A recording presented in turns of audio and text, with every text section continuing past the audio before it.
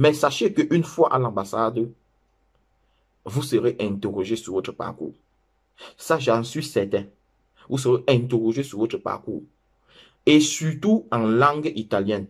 Un étudiant qui est censé avoir un examen B2 doit vraiment s'exprimer.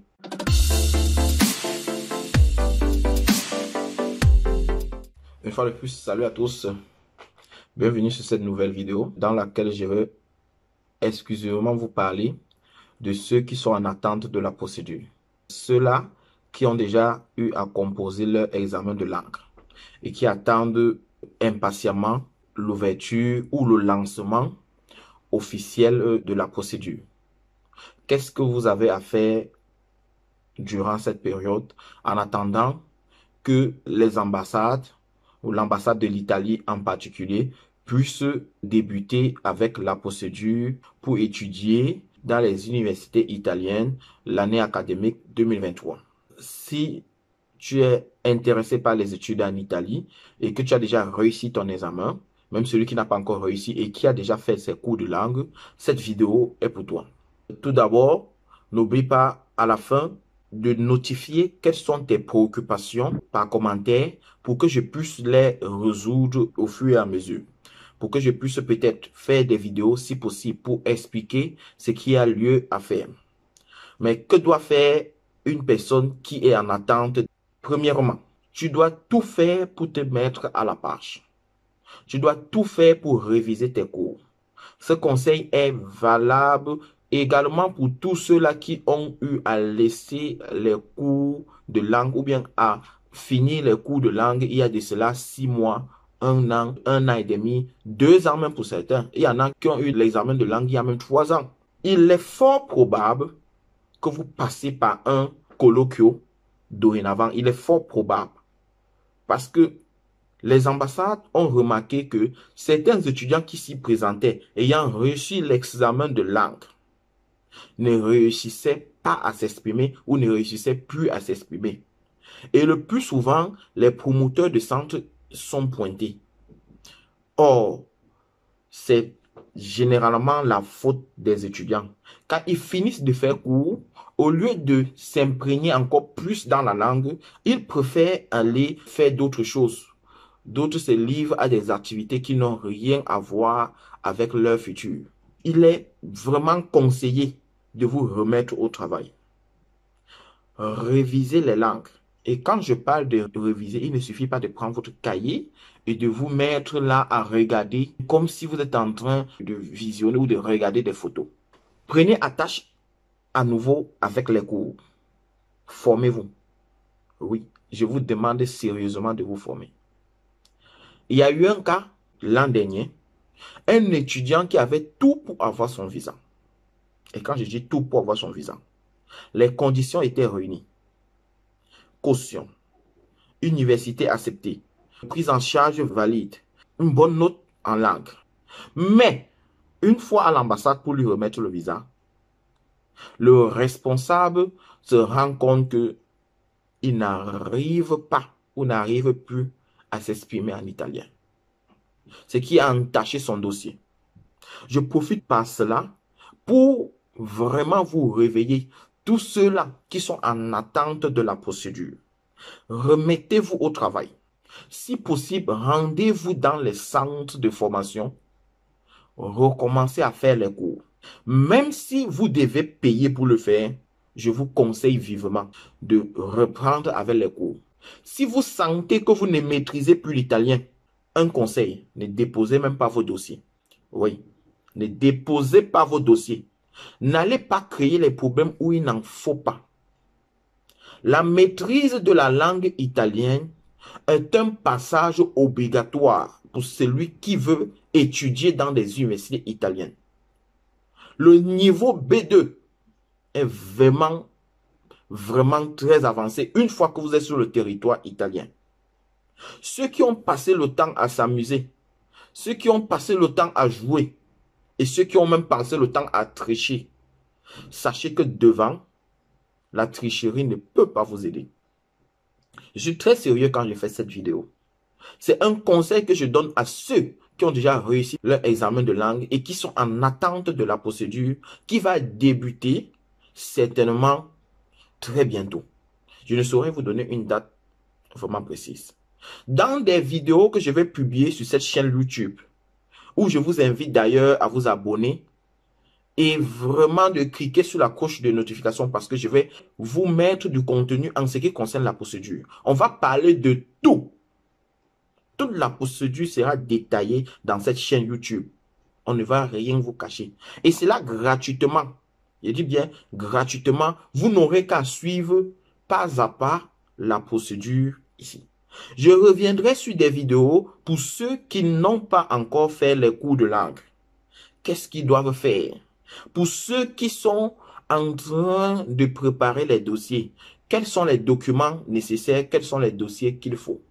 Nous allons revenir pas à pas. Le temps pour nous d'attendre la note de l'ambassade. Cette vidéo ne concerne pas uniquement les étudiants camerounais. Non. Elle concerne également d'autres étudiants africains qui aspirent à étudier dans des universités italiennes. La procédure en général est la même. Quitte à chaque ambassade, même pas de modifier, d'adapter selon les réalités ou le contexte du pays où l'ambassade se trouve. Donc, les vidéos seront généralement pour des communautés africaines, pour des Africains qui viennent étudier. Donc, ça ne concerne pas seulement les Camerounais qui viennent étudier en Italie. Chers étudiants, il est encore temps de vous mettre au travail. Il est temps de vous recycler. Il est temps de reprendre avec les règles grammaticales. Il est temps de recommencer avec l'accent tonique. Même si l'accent tonique n'est pas un point focal parce que chacun garde et conserve son accent. Mais il est temps de reprendre avec le dialogue, avec l'oral, avec la padronanza de la lingua italiana. Chers jeunes, je vous exhorte, n'allez pas créer les problèmes où il en faut. Nous savons tous qu'il y a des étudiants qui passent souvent par des manigances pour réussir. Mais sachez qu'une fois à l'ambassade, vous serez interrogé sur votre parcours. Ça, j'en suis certain. Vous serez interrogé sur votre parcours. Et surtout en langue italienne. Un étudiant qui est censé avoir un examen B2 doit vraiment s'exprimer. Doit s'exprimer en langue italienne. Je répète bien, si vous savez que vous ne maîtrisez pas l'italien, ne déposez même pas vos dossiers. Ne vous créez pas des problèmes. Et ceux qui ont eu à faire l'examen de langue, reprenez avec les cours. Si vous pouvez, prenez attache avec des centres de formation pour vous recycler. Un conseil pour ceux-là qui ne pourront pas peut-être payer dans des centres de formation. Constituez des petits groupes entre vous et travaillez sérieusement selon un programme bien établi. Je serai même peut-être disponible à répondre en commentaire pour vous donner certains conseils. Quelqu'un qui a une préoccupation peut écrire en commentaire. En commentaire parce que tout le monde doit pouvoir lire et en répondant, ça sera utile pour tout le monde. La procédure cette année, selon moi, elle sera presque la même chose, même si on doit adapter en fonction de certaines réalités. Vous devez vous attendre à un probable colloquio, ce qu'on appelle entretien. Oui, cet entretien sera tout simplement pour juger votre niveau. N'allez pas créer les problèmes aux différents promoteurs de centre. Si vous avez fait cours et vous avez réussi l'examen de langue, ceci signifie que vous pouvez parler italien. Ceux qui s'asseyent chez eux et attendent la procédure et ne maîtrisent plus la langue italienne, je vous conseille vivement de reprendre attache avec les différents centres pour vous recycler. Très important. Et l'heure est grave. L'heure est grave. Pourquoi est-ce que vous êtes obligé de maîtriser le B2? C'est vrai que je vais revenir dans des prochaines vidéos pour expliquer vraiment le projet des bidoués dans des pays africains pour étudier dans les universités italiennes.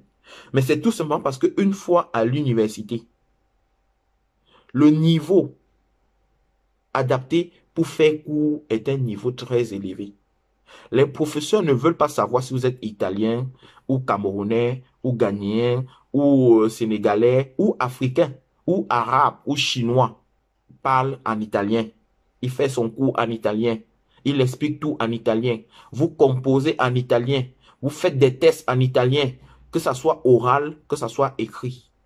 Tout ça, c'est en italien. Raison pour laquelle les étudiants sont obligés de maîtriser la langue italienne.